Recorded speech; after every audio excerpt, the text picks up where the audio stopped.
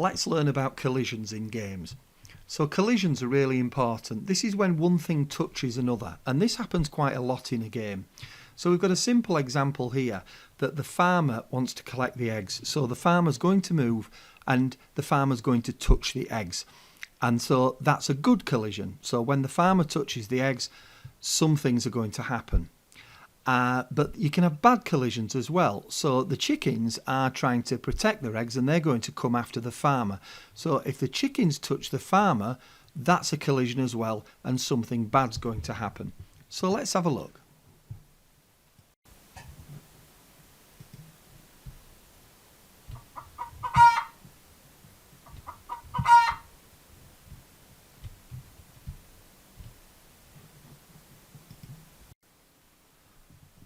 So the good collisions in this game are when the farmer touches the egg. So the farmer's collecting the egg, he touches the egg, he gets 10 points. The egg disappears because he's collected it, so he can't collect it again in this game, and it plays a sound. And then we've got the bad collisions. So the bad collisions happen if the chicken touches the farmer, and then it says, got you, game over, and then the game just stops. So first of all, let's look at the good collision. Let's look at when the farmer touches the egg and he collects the egg. So what I've done is I've just clicked on the egg because this code, I've actually written this for the egg. So over here you can see the code that I've got. So let's break this down. So we've got when the game starts, we've got do this forever. So it's going to keep asking this question.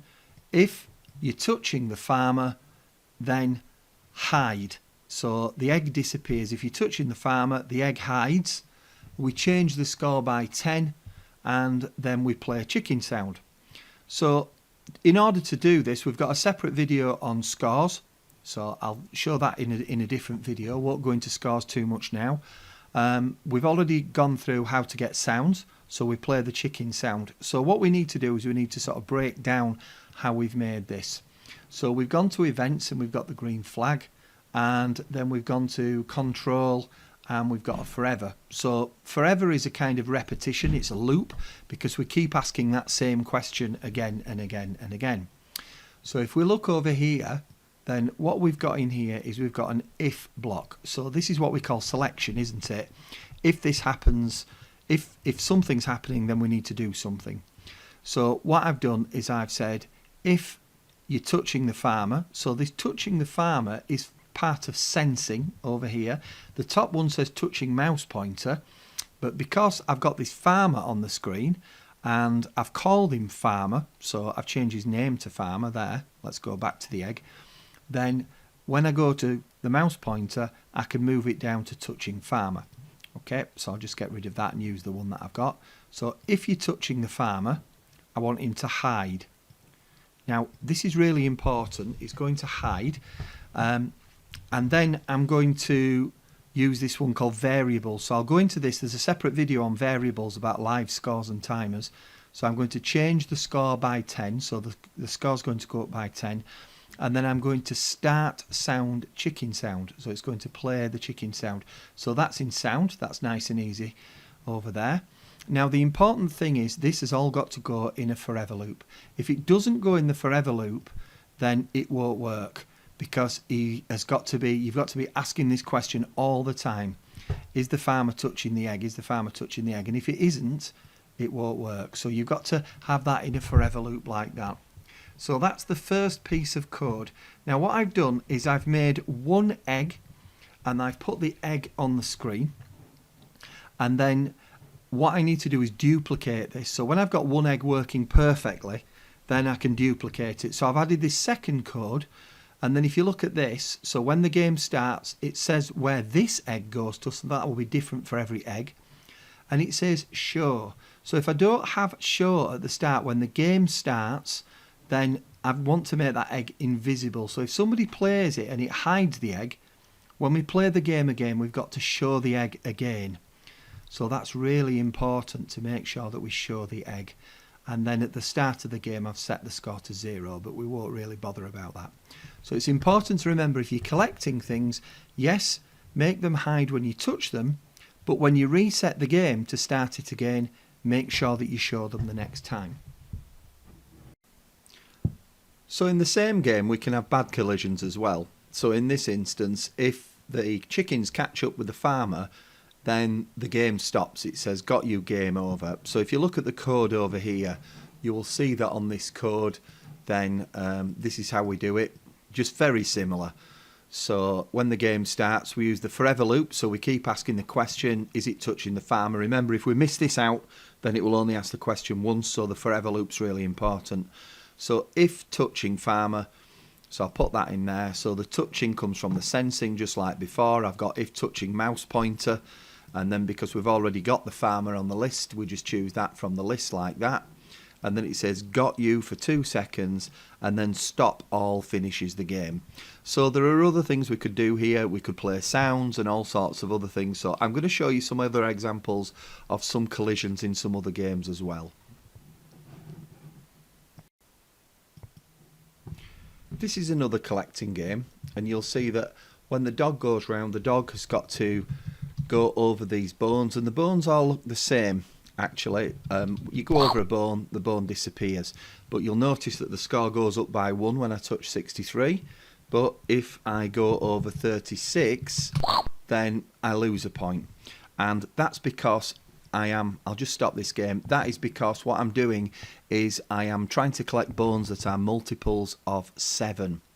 So you'll see the code over here if I just click the green flag to put all those back. So you'll see if I go over click on this 63 bone here, this is the code for it.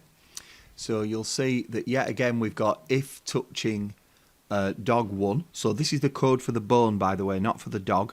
If it's touching the dog, then you hide the bone, you play a chomp sound, and you change the score by 1. And so what I've done is duplicated that, and I've deleted the bone number on it and just replaced the number for the next one with a different number. And you'll see that if I go to one that's not an example of a multiple of 7, so if I go to 17, the code is almost the same. The only difference is it says change score by -1. So it still plays a chomp sound, it still hides it, and it plays it by -1. So that's just a quick idea that you could use there. Just another collecting game. So this is a simple bat and ball game. Now we've got separate video tutorials on how to make bat and ball games. So in this very simple game, what happens is when I click the green flag, the ball will move randomly around the screen. Every time it hits the red at the top, you get a point. If it hits the black at the bottom, then it's game over. And then I can move my mouse just to move this this bat backwards and forwards. But the collision in this game is if it hits the bat. So I'll just play this really quickly, and then you'll see when it hits the bat, it goes back up. If it hits the red at the top, then I get another point.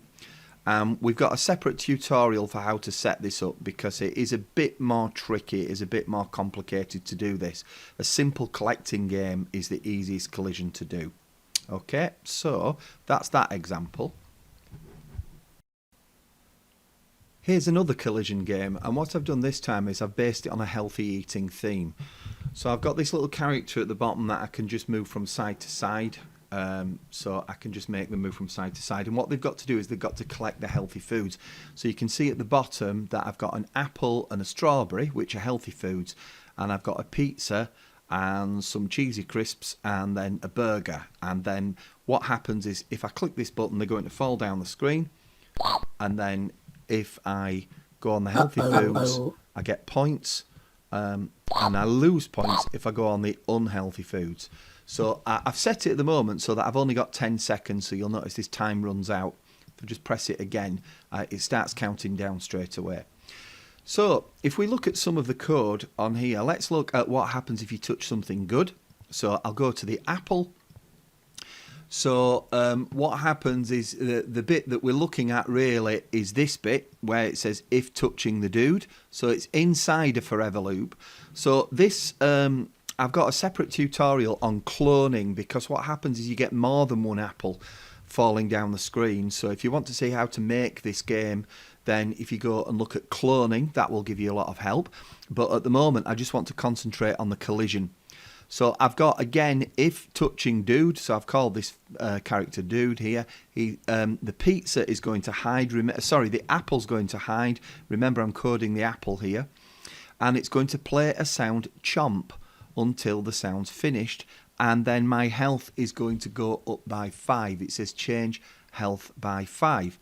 So if I look at the pizza, then as I'm sure you can imagine, it's almost going to be the same. So it's going to be if the pizza is touching the dude, then I'm going to hide the pizza. I play a different sound and then you lose points. So if I go to the pizza, you'll see, like I say, it's almost the same. So if you're touching the dude at the bottom, you hide the pizza, you play a sound uh-oh, which is a sound that I recorded myself, and then you change the health by -5, so you lose points. So it's the same idea. You can play sounds and you can lose points.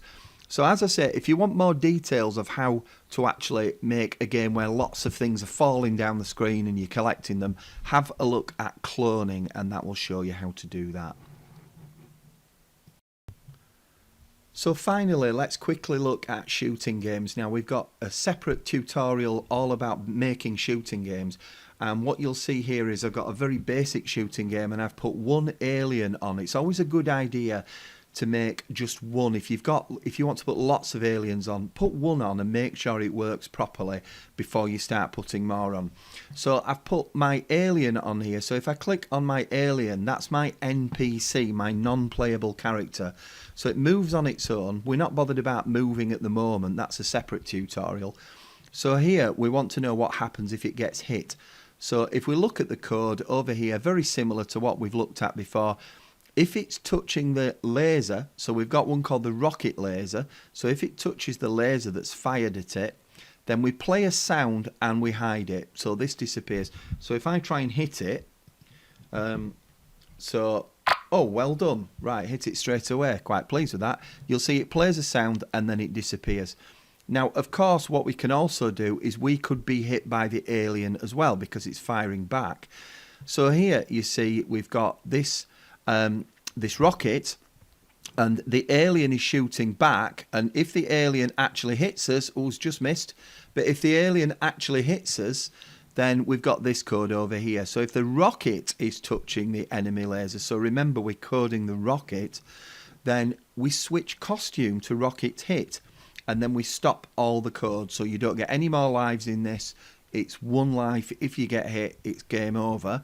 But if you look at the costumes, so we've got this one, and then I've copied that costume, I've duplicated the costume, and then underneath I've got this one called Rocket Hit. I've changed its name to Rocket Hit. So on that code, it just changes. If you get hit, it changes to the spaceship that's in flames, and then it stops the game. So if you want to know more about shooting games, have a look at the separate tutorial for that.